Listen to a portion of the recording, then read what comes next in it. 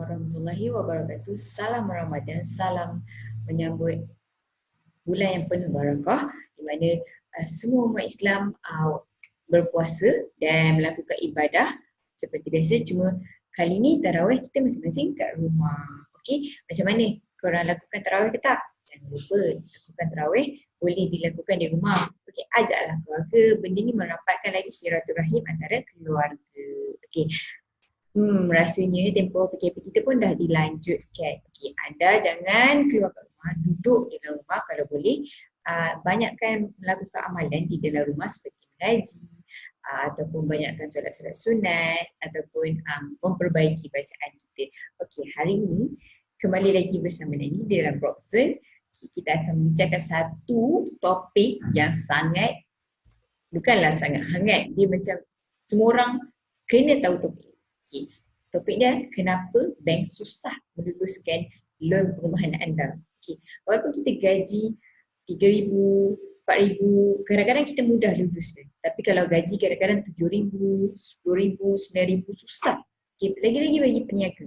Peniaga kalau punya income sebulan 10,000, 20,000, okay. Kenapa bank susah? Apa sebab bank ni? Gaji dah tinggi, kenapa susah nak lulus? Gaji rendah kadang-kadang senang nak lulus. Okey, hari ni Nani nak kupaskan beberapa isu kenapa bank susah nak luluskan loan. Okey, Nani share satu artikel ni. Dia gaji dia 6,000 tapi dia gaji dia 6,000. Okey. Okey. Gaji dia 6,000.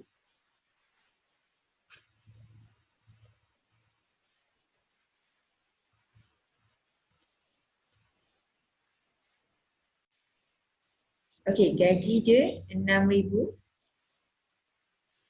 Ya, anda boleh lihat di sini. Gaji 6,000 tapi susah nak beli rumah. Kenapa? Okey, kenapa susah nak beli rumah? Biasanya kalau kita gaji besar ke, kalau kita gaji kecil ke, okey, dia bukan sebabkan number tu sahaja. Okey, number tu tak penting. Penting jugalah sebenarnya number ni, lagi banyak income lagi bagus lah. Tetapi ada kenapa kriteria bank tak luluskan loan kita. Anda tahu tak, kalau tak lulus loan sekali, anda kena tunggu 6 bulan lagi baru untuk mohon loan baru. Anda dah hilang masa, anda dah hilang rumah idaman anda. Okay. So perkara-perkara basic ni, orang selalu ambil remeh-temeh, orang selalu ambil ringan, di mana mereka menyebabkan loan, submit loan je, gagal. Submit loan je, gagal. Submit loan je, gagal. So hari ni saya akan share kepada korang supaya korang boleh membantu diri korang daripada tak di-reject oleh pihak bank. Okay? Supaya bank suka dengan kita, bank senang bagi luluskan kita. Dan kalau bank suka pada kita, benda paling best adalah bank akan bagi kita interest yang rendah. Okay? Okay, kat sini saya nak sharekan satu situasi lah. Okay? Kalau kita nak kahwin, sebelum kita nak kahwin, sebab sekarang kan COVID-19 kan, so ramai orang yang kahwin online, benda mudah kan, kita sekarang digital, so kahwin pun boleh online. Okay, berbalik pada situasi, sebelum kita kahwin, kita perlu kenal orang tu 6 ke 7 bulan dahulu, barulah kita buat keputusan untuk masuk minang. So kat sini Nani nak cakap kenal dahulu. Okay, kita kena kenal, sama juga dengan loan ni, loan peminjaman rumah ni, kita kena tahu dulu macam mana kriteria ataupun apa yang perlu untuk kita buat untuk lulus loan ni. Okay, jangan terus main pergi je bank, oh saya nak buat pinjaman. Itu kalau rekod anda cantik, okey lah, alhamdulillah. Kalau rekod anda tak cantik, dah merugikan anda. Okey, kat sini apa maksud Nani rekod cantik? Nani akan upaskan lagi. Di mana kita perlu membuat persediaan sebelum melakukan permohonan itu. Okey, itu adalah sangat penting. Persediaan yang masukkan Nani cantik dan tak cantik ni. Okey, jom kita tengok kan. Okey, bank biasanya dia akan tengok berdasarkan beberapa perkara ini. Apa persediaan yang anda perlu lakukan. Okey, semua orang suka ambil ringan, semua orang takut nak melakukan perkara ini. Perkara yang pertama yang perlu lakukan, semak SIKRIS. SIKRIS ini adalah merupakan satu report kewangan yang dikeluarkan oleh Bank Negara Malaysia untuk melihat rekod pembayaran anda kepada hutang-hutang anda. Okey, SIKRIS ni anda boleh download sendiri di BNM, tapi anda perlu mendaftar dengan BNM dululah. Okey, ataupun anda boleh meminta pegawai bank yang anda kenal untuk semak SIKRIS ni. Okey, pentingnya di sini, di musim-musim COVID ini, cuba menjalinkan hubungan dengan orang-orang yang berdekatkan kita dengan contoh macam circle-circle yang macam pegawai bank, lawyer ataupun mana-mana ejen hartanah untuk mendapatkan info-info, ataupun kita hanya boleh check page diorang macam page Cik Syed Nawaz. Okey, awak boleh check, kat situ ada beberapa perkongsian berkenaan dengan macam mana nak check secret, macam mana nak check sitos, macam mana nak mencantikkan secret, apa teknik-teknik yang perlu dilakukan untuk melihat secret ini. Secret ni adalah perkara penting yang dilihat oleh pegawai bank. Okey, selain daripada payslip, okey, kalau kita ada payslip 3 bulan, 6 bulan, okey, selain daripada itu, kriteria yang penting yang dilihat oleh pihak bank adalah secret. Okey, selain daripada secret, apa lagi? Sitos dan dicek. Okey, sitos ni adalah satu laporan pembayaran ataupun saman ataupun ada attention yang dikeluarkan oleh pihak swasta, di mana anda boleh download yang percuma untuk pengetahuan anda. Okey, anda boleh mendapatkan report sitos ni secara percuma. Macam mana? Kalau nak tahu, anda boleh komen kat bawah dan kita boleh ajar anda macam mana untuk mendapatkan report sitos ini. Okey, yang seterusnya, okey, sebelum tu dicek. Dicek ni adalah satu sistem di mana kita nak tengok sama ada bank nak tengok sama ada kita pernah check kita pernah di reject atau tak. Apa sebab reject? Okay, bank akan tengok rekod-rekod kita. Bukan sangat rekod pembayaran je, rekod saman, lepas tu macam mana kita habit kita berbelanja. Okay, ini adalah perkara yang dilihat oleh pihak bank supaya nak melihat keboleh pembayaran balik kita kepada pihak bank. Okay, yang seterusnya DSR, iaitu Debt Service Ratio.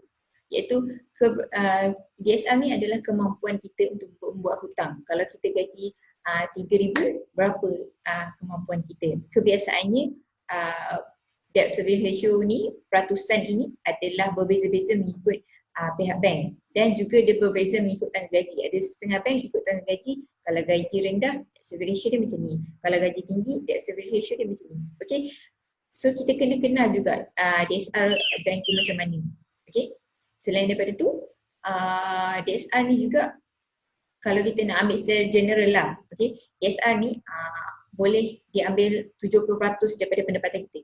Macam mana nak kira DSR? Anda boleh tengok live saya semalam sebab saya dah mengajar anda secara mudah untuk mengira bagaimana untuk melihat kelayakan kita ataupun kemampuan kita untuk berhutang, dan daripada DSR juga anda boleh tengok berapa kemampuan anda untuk melakukan hutang, iaitu berapa kemampuan anda untuk membuat pinjaman perumahan. Okay? Dan saya nasihatkan jangan, kalau boleh jangan membuat pembelian rumah lebih daripada limit DSR tu ataupun hampir-hampir dengan DSR. Kalau boleh kebawahkan sikit daripada DSR. Contoh kalau kelayakan anda mampu sampai RM490,000 untuk sebuah rumah, cuba ambil yang RM450,000 ke bawah. Okey, tu untuk mencantikkan lagi rekod anda kepada pihak bank, menunjukkan anda ni tak habit untuk membeli tu tak terlalu tinggi. Okey, yang seterusnya dan yang terakhir adalah profession. Okey, orang gaji 4,000 macam saya cakap tadi, orang gaji 4,000 memang makan gaji kadang-kadang lebih mudah berbanding orang yang berniaga ataupun bekerja sendiri yang berpendapatan 10,000, 20,000 sebulan. Okey, kenapa ni? Kenapa bank? Bukankah gaji tinggi adalah benda tu bagus? Okey, di sini nak terangkan, walaupun kita gaji 4,500 makan gaji dekat syarikat ataupun dekat government lebih mudah diterima berbanding dengan orang bekerja sendiri. Biasanya kalau orang bekerja sendiri atau berniaga sendiri adalah sukar. Kenapa? Adalah sebab biasanya bank bukannya nak tengok gaji kita, bukannya nak tengok gaji kita 10,000, 15,000 sebulan, macam tu, bukan. Bank nak tengok kita punya profil kewangan syarikat. Okay. So kita kena tunjukkan laporan kewangan yang cantik. Tunjukkan kita punya company tu SSM, income kat dalam syarikat tu macam mana. Okay, dari situ bank boleh trace kita punya syarikat dan kita punya pendapatan. Okay, so teknik adalah lebih penting daripada number. Okay, Nani nak cerita kat sini. Hasil daripada perkongsian ni, okay, Nani harap semua orang boleh buka mata ataupun buka hati untuk mengira DSR sendiri ataupun untuk melakukan semakan ini. Okay, bagi sesiapa yang tidak tahu cara untuk menyemak sitos, anda boleh komen di bawah, kita akan guide anda, ataupun anda boleh just WhatsApp kita di 017 4442124 dan kita akan guide anda macam mana untuk semak sitos dan bagaimana untuk kira DSR anda. Okey, daripada sini kita dah buat persediaan sebelum kita membeli rumah. Okey, persediaan sebelum membeli rumah ni bukan setakat di ketahui kelayakan je, kita perlu juga tahu jenis rumah apa yang kita nak. Kita dah perlu ada mindset macam yang saya cakap semalam, kita kena setkan apa yang kita nak supaya nanti kalau kita setakat kira kelayakan je, kita dah tahu kita boleh buat pinjaman yang tinggi dan situ kita dah hilang fokus dah. So kalau boleh setkan dulu apa objektif kita nak beli dan apa kriteria yang kita nak beli. Contohnya lokasi di mana, apa yang kemudahan yang kita perlukan, okey.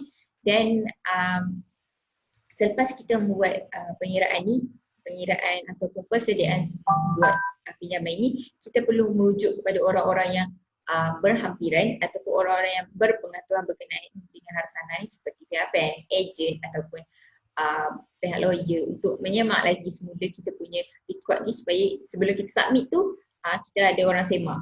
Okay, kalau kita semak sendiri pun boleh, tapi adalah lebih bagus kita minta orang yang berkaitan untuk semakkan supaya nanti kalau anda hantar kat bank tu insya-Allah lulus. Okey, ingat jangan buang masa anda disebabkan anda tidak melakukan perkara asas ni, anda dah kerugian rumah, kerugian masa dan kerugian duit booking. Kadang-kadang bagi siapa yang dah bayar booking tu dah terpaksa burn sebab apa? Loan tak lulus. Okey, benda ni banyak kat Malaysia.